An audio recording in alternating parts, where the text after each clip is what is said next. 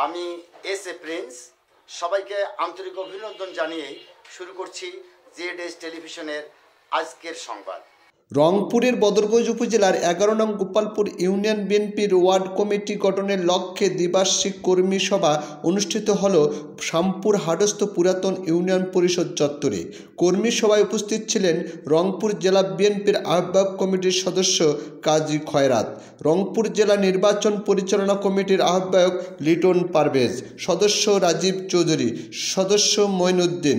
কর্মী সমাবেশে সভাপতিত্ব করেন গোপালপুর ইউনিয়ন বিএনপির সভাপতি শামসুর রহমান বকুল।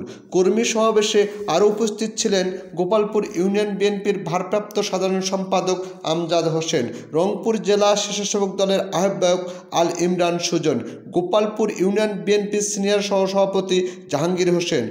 কর্মী সভা পরিচালনা করেন বদরগঞ্জ উপজেলা বিএনপির আহ্বায়ক কমিটির সদস্য MJ ফিরদৌস। কর্মী সভায় আরও উপস্থিত ছিলেন রংপুর জেলা স্বেচ্ছাসেবক দলের সদস্য জোবায়ের সাদ্দাম, ইউনিয়ন বিএনপির সাবেক সভাপতি আবু তাহের শাহ, সাবেক সাধারণ সম্পাদক ইউনুস আলী, উপদেষ্টা মমিনুল ইসলাম মন্টু, আব্দুল জলিল, জিয়া মঞ্চ বদরগঞ্জ উপজেলা শাখার সদস্য সচিব লিয়াকতুল্লাহ লুসান, ইউনিয়ন তাঁতি দলের সাবেক সাধারণ সম্পাদক মঈনুল ইসলাম সহ ইউনিয়নের নেতাকর্মী বৃন্দ।